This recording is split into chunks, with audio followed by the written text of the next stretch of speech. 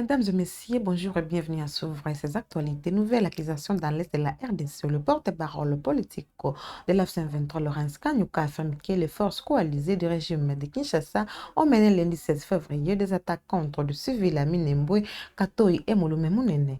Le mouvement dénonce une violation flagrante et délibérée de cesser les faits et accuse le pouvoir central de compromettre les efforts de paix. Suivez les récits. Le porte-parole politique de l'EFSA en 23, Laurence Kanyuka, a dénoncé ce lundi 7 février 2026 des graves violations du cessez-le-feu par les forces coalisées du régime de Kinshasa, les accusés d'avoir mené des attaques coordonnées contre les populations civiles dans plusieurs localités de l'Est de la RDC. Dans une publication sur son compte X, il affirme que des offensives agressives ont visé Minembwe dans le haut plateau du site Kivu, Katoi en territoire de Massissi, ainsi que Mouloumé Mounene dans les territoires des Kabaré. Selon lui, ces opérations constituent une violation flagrante et délibérée des engagements pris dans le cadre du cessez-le-feu en cours. L'AF-123 estime que ces attaques traduisent le mépris du pouvoir de Kinshasa par les initiatives de paix et compromettent les efforts de désescalade engagés ces dernières semaines. Le mouvement politico-militaire qualifie ces actes d'irresponsables et criminels, parlant d'une provocation grave susceptible d'aggraver davantage la situation sécuritaire dans la région. À ce stade, aucune réaction officielle des autorités congolaises face à ces accusations. Sur le terrain, le climat reste tendu dans ces zones régulièrement secouées par les affrontements armés, malgré les appels répétés à la cessation des hostilités. La première ministre Judith Suminwa a présidé hier lundi une réunion extraordinaire de conjoncture économique consacrée au suivi de la paie des agents de l'État. Le gouvernement assure que la situation reste sous contrôle, évoque des ajustements techniques pour justifier le paiement progressif des salaires et annonce la clôture des opérations dans les 72 heures. Plus d'explications dans cet élément. Judith Suminwa Tuluka a présidé une réunion extraordinaire. La première ministre Judith Suminwa Tuluka a présidé une réunion extraordinaire de conjoncture économique consacrée au suivi du processus de paie des agents de l'État. Au cœur des échanges, le retard constaté dans les paiements des salaires et les mesures prises pour garantir la régularité de rémunération. Selon le gouvernement, les paiements progressifs observés ces derniers jours s'expliquent par des mises à jour techniques et des nouvelles mécanisations engagées dans la chaîne salariale. Des ajustements présentés comme nécessaires pour fiabiliser durablement les systèmes de paye. Les autorités assurent que certaines catégories prioritaires ont été servies avant le 28 janvier, notamment les éléments des FRDC, de la PNC ainsi que les enseignants de Kinshasa. La clôture complète des opérations de paye est annoncée dans un délai de 72 heures. Présent à cette réunion, le ministre des Finances Doudou Fouamba s'est voulu rassurant. La situation est sous contrôle et le gouvernement dispose de moyens nécessaires pour faire face à ses obligations, a-t-il déclaré. Dans la foulée, l'exécutif met en avant les renforcements de la coordination entre les gouvernements et la Banque centrale du Congo afin de consolider la stabilité macroéconomique et préserver les pouvoirs d'achat des agents publics. À travers cette réunion, le gouvernement souminois réaffirme sa détermination à maintenir le cap économique dans un contexte marqué par de fortes attentes sociales. Prenant part à cette réunion dans laquelle le paye des fonctionnaires de l'État a largement été évoqué, le ministre des Finances Doudou Fouamba s'est rassurant tandis que l'exécutif promet de protéger le pouvoir d'achat et de préserver la stabilité macroéconomique. Il est dans ses propos. Pour tous ceux qui sont fonctionnaires de l'État depuis des années, ils savent qu'au premier trimestre de l'année, il existe un glissement en termes d'opérations de paie qui doivent être réalisées parce qu'au niveau du premier trimestre, particulièrement au mois de janvier, il y a des nouvelles mécanisations et des nouvelles mises à jour qui doivent être opérées. Ces nouvelles mécanisations et mises à jour liées également à des ajustements, ajouter à cela les contraintes d'ordre sécuritaire, ont imposé à l'État d'adopter une stratégie de payer de manière progressive l'enveloppe salariale des agents et fonctionnaires de l'État. À ce stade, pour les mois de janvier, contrairement aux bruits qui sont en train de circuler, le gouvernement a payé avant le 28 janvier de ces mois de 2026 les rémunérations des personnels sensibles de l'État, donc les personnels relevant des services à mise à jour mensuels. C'est notamment les éléments de nos forces armées, les éléments de la police nationale congolaise, les membres de la DINACOPé, donc les enseignants pour la ville, province de Kinshasa. Ceux-là ont été et ont touché leur rémunération avant le 28 du mois de janvier. Pour les autres catégories, compte tenu des glissements, les pays ont continué au-delà de la date du 28 avec les médecins qui ont été payés la semaine passée. Aujourd'hui, je crois que la paye va continuer encore. Je crois que dans les 72 heures, nous allons clôturer les opérations de la paix du mois passé. Ces ajustements sont notamment liés, comme je l'ai dit, au rythme que nous effectuons ces opérations, compte tenu des mises à jour. Donc, les populations congolaises et les fonctionnaires doivent être rassurés, il n'y a aucun problème. Le gouvernement va tenir compte de cet état des choses dans l'évolution de la suite des opérations. Nous sommes en début d'année. Le gouvernement, l'année passée, a déboursé 59 millions de dollars pour compléter les PDL 145 territoires. Je peux confirmer à nos populations que le BCECO a réussi les fonds, les CFF. Nous avons d'ailleurs clôturé tous les financements qui étaient attendus au niveau du CFF. Les PLID également avaient déjà réussi tous les financements pour les premiers volets et qu'au courant de l'exercice 2026, la loi des finances de l'année a prévu des sommes qui vont être allouées de manière pragmatique au programme PDL 145 territoires. Donc, il n'y a aucune inquiétude pour nos populations.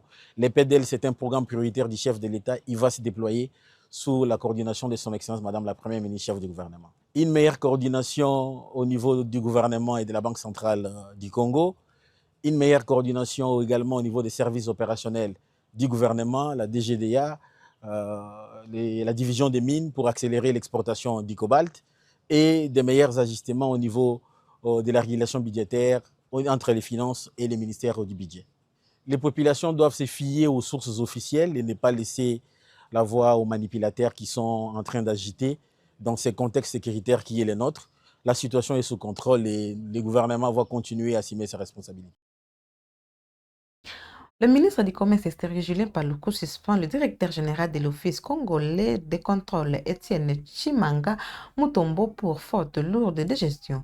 Il lui a notamment reproché l'installation d'un système informatique parallèle de contrôle des importations et des exportations ainsi qu'une gestion jugée chaotique de ressources humaines et financières. Le détail dans cet extrait de la lecture de l'arrêté ministériel sur la RTNC.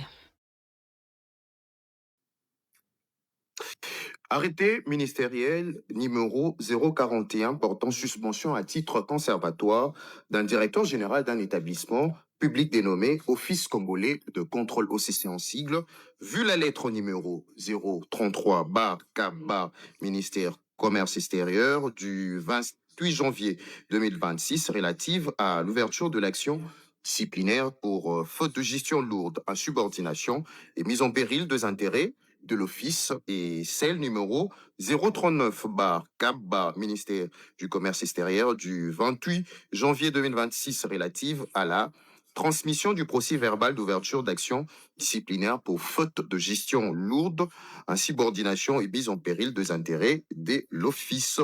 Attendu que la pratique dénoncée ici haut est à la base d'un manque à gagner énorme issu de l'utilisation ou dédouanement de fausses attestations de vérification, fait reconnu par le directeur général dans le page 4, 5 et 6 de sa lettre du 13 février 2026, si au cité, considérant le conclusion du rapport de l'inspection générale de finances telle que transmise à son Excellence Madame la Première ministre par la lettre numéro 0246-02-2026 du 10 février 2026 émanant du directeur de cabinet du président de la République et qui mentionne le faille systématique et de graves manquements au principe de bonne gouvernance tant sur le plan financier qu'administratif au niveau de l'Office congolais de contrôle. Arrêté numéro article 1er est suspendu à titre conservatoire de ses fonctions de directeur général de l'établissement public dénommé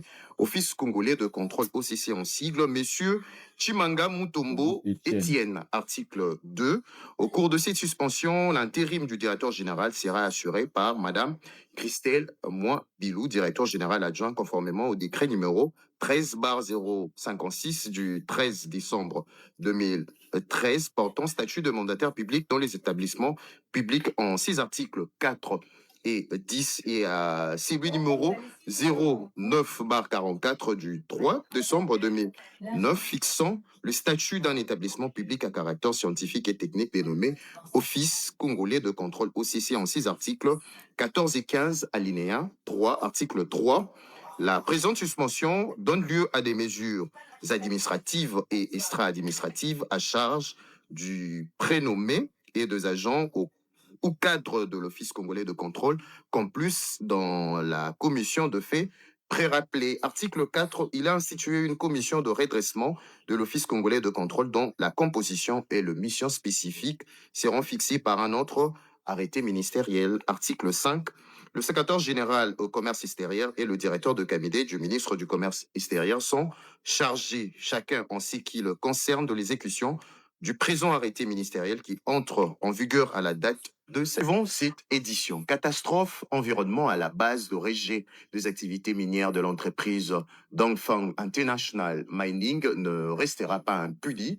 La commission mise en place pour établir le responsable a rendu son rapport final au ministre de Mines, Cédric Kenina. Dans le Haut-Katanga, l'Assemblée provinciale pose le silence sur l'absence prolongée du gouverneur titulaire.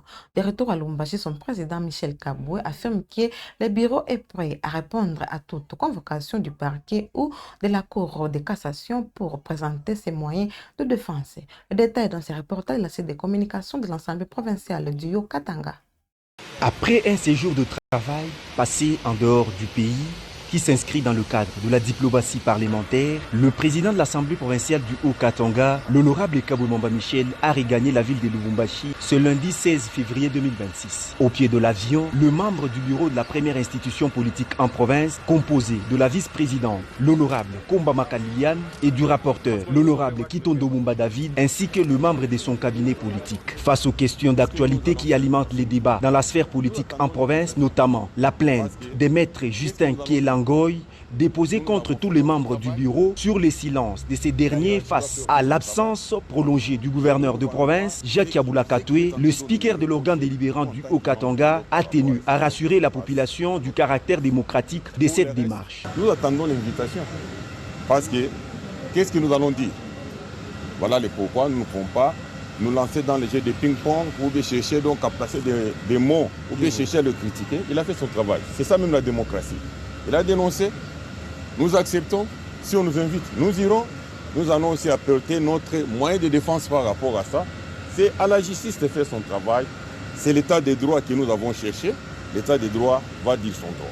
S'agissant des spéculations sur la formation prétendue d'un nouveau gouvernement provincial, le numéro 1 de l'Assemblée provinciale du Haut-Katanga, l'honorable Kaboué Mwamba Michel, dit ne pas être informé, moins encore le membre de son bureau, sur cette question qu'il qualifie des rumeurs. En tout cas, c'est une information que je reçois ici, mais nous ne pouvons pas vraiment donc réagir aux rumeurs, surtout plus des réseaux sociaux. S'il y avait un problème au sein du gouvernement, le gouverneur ne pouvait que venir au bureau se plaindre s'il y a donc dysfonctionnement pour que nous puissions tabler sur cette histoire. Jusque-là, lui-même, le gouverneur Aïe, ne nous a jamais saisi. Comment nous allons donc parler d'un gouvernement qui est en gestation?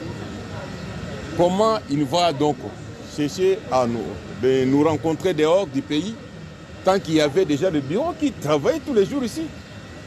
Donc, c'est-à-dire, ce sont donc des rumeurs et nous ne pouvons pas vraiment donc réagir aux rumeurs. Pour mémoire, ces plaintes déposées contre le bureau de l'Assemblée provinciale du Haut-Katanga interviennent à 1 mois et demi de la rentrée parlementaire de mars, essentiellement consacrée au contrôle parlementaire. Et pour terminer ces actualités, à mission officielle à Lubumbashi, le ministre délégué à la Défense nationale chargé des anciens combattants et les Tambwe lance l'opération de sécurisation du patrimoine des anciens combattants réussi en audience par le gouverneur intermédiaire du Haut-Katanga, Martin Kazembe. Le ministre a évoqué les modalités pratiques de mise en œuvre de cette initiative saluée par les autorités provinciales. Reportage. Le ministère national de la Défense compte identifier, récupérer et sécuriser le patrimoine des anciens combattants sur toute l'étendue du territoire national. À cet effet, le gouverneur intérimaire Martin Kazembe-Choula a échangé ce lundi 16 février 2026 avec le ministre délégué à la Défense nationale chargé des anciens combattants Eliezer Tambwe Mposhi en mission officielle à Lubumbashi.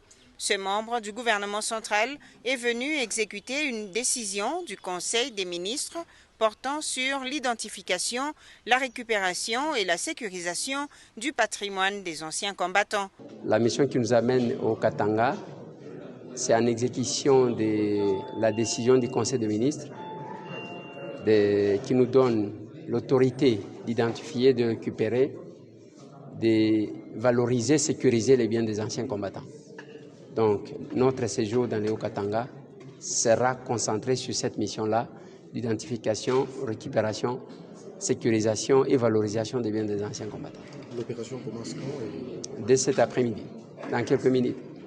Le chef de l'exécutif provincial a, pour sa part, salué cette démarche du gouvernement central et réaffirmé la disponibilité de la province du Haut-Katanga à accompagner cette opération d'assainissement. Mesdames et messieurs, c'est par cet élément que nous clôturons ces actualités. Merci de nous avoir suivis. N'oubliez pas de vous abonner, de cliquer sur la cloche de notification pour ne rien manquer sur votre chaîne Web Info Télévision. Portez-vous bien.